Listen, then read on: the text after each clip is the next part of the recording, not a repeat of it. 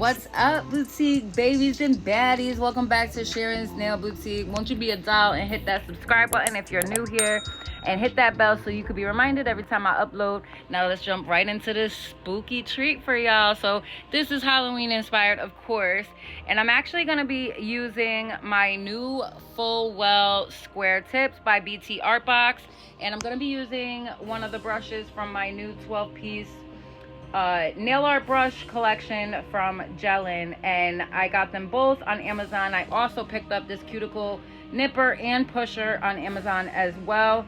Let me just tell you, look at this cuticle pusher. Look at all that skin it's getting off my nail.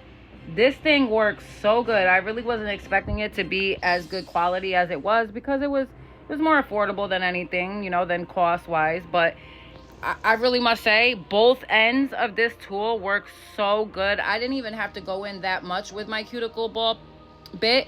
I did go in with it, but I really didn't need to do that much because I got a lot of it with this pusher. So I will leave the links for these products in the description index below where you can find them, as always. Now, I have sped up a lot of this video, actually like the whole thing, because there was so much footage in here. I wanted to make sure that I kept a lot of it in for you all. So this is how I would go in, not this fast, obviously. It is sped up, like I said. But I go in little by little with my cuticle nippers and get any of that dead cuticle on the nail plate itself.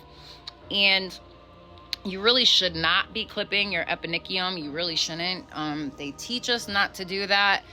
But if you are confident getting the dead epinicium, and you are confident that you could get that without clipping into the live epinicium, then I really can't advise against it, because you see me doing it here. However, it is not advisable to do this. It's not a good idea, because sometimes you might just clip into your live epinicium and you can get a massive infection that way if you have your epinicium open to bacteria.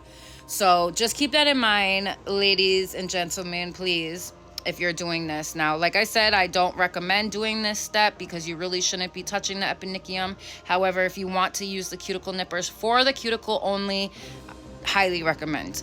So this is my FZANEST peel off base coat. So I use this if I want to take off my set really quickly. I love this peel off base coat. I love the bottle. I love the product. I highly recommend this stuff. I also got this on Amazon, and I will leave the link for this in the description index below. I like the whole aesthetic of the bottle, everything, the clear top, everything. So these are the 12 nail art brushes that I got from Gellen, and I'm just going to go through them real quick and show you. If you want to pause so you can see exactly what the number is, you may do so.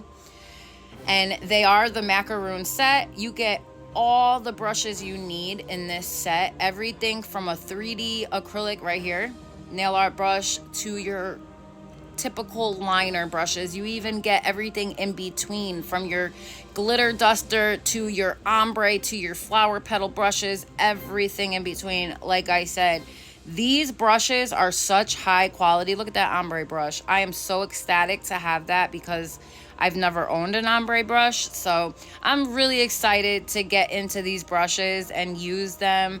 I actually am excited to actually do one of those flowers that you see them do with these brushes, where they do like the petals, then they paint over with matte, do the petals again. You know, they repeat the process numerous times. So look at all these gorgeous brushes. I'll leave the link for those, okay? So I'm actually using my Gooseneck UV light that I also got from Amazon, and I will leave this in the index below for you as well. Love this light. It works so well, and honestly, way better than those little lamps that they give you in the kits, because those are a pain in the ass to have to get your nail up under, and sometimes you hit your nail and you ruin it and you have to hold it under there. Now with Bornprettystore nail tip glue, I am very happy to say that you can put it on and leave it in place, and you don't have to worry about it slipping all over the place like with the 8-in-1s or the 5-in-1s, 3-in-1 glues. Those are more of like a UV gel polish, and the best way to put it is when you put that down with the gel polish, it slips all over the place. It doesn't stay stuck, whereas these thicker nail tip glues, they do. So I'm going in now with my mandrel band, and I'm just roughing up that surface, shaping it up a little bit better in that back cuticle area. I haven't really taken it off any of the length, but I do have a tip and trick for you guys. If you want to leave the entire nail and you don't like the look of the number underneath the tip itself, watch what I do, because I take my mandrel bit and I go up under there and I literally file the number away. So that's just a little tip and trick for you guys. I'm going in now with my Makartt base coat, and I will leave a link for these as well in the description index below. Now you'll find all the goodies that I use in a video. You'll find them all in the description index. Now, if I wasn't able to find one of the links, I will leave something comparable, but usually I can always find them. So this 4 palette cream gel polish there that you see me using or about to use is by Bornprettystore, their solid cream gel palette. And I actually reviewed this a few videos back for you all. Really love this stuff, honestly. It takes about 3 coats to get the consistency that you want. These are more of a transparent gel, and I love that about these, because sometimes you just want that transparent look but you still want the little tint of color. This palette is perfect for that. It has your creamy white, your nudish pinks, a typical pink, and then you have the see-through translucent red. Such a pretty color. And like I said, I use 3 coats on these, and it gives me that consistency and the look that I want. And I actually end up using a matte surface with these because I wanted my nail art to stand out really good. I use my Chisel no wipe matte top coat. I will also leave that in the description index below. Just going in on my thumb now, giving that a nice coat of the creamy white or off-white. And you want to make sure that when you're going in with these gels that you're going as thin and even as possible, because you do not want these to bulk up and be thick and then not cure properly. So I always advise, when you're using anything like this, gel polish, gel palettes, whatever you're using, make sure you're going in with long, thin, even strokes, okay? So you want to make sure that that whole nail is curing properly. You don't want, there's nothing worse than having your nail come out and you see like those ridges and bubbles. We've all been there. It sucks. It's ugly. It's an eyesore. Nobody likes that.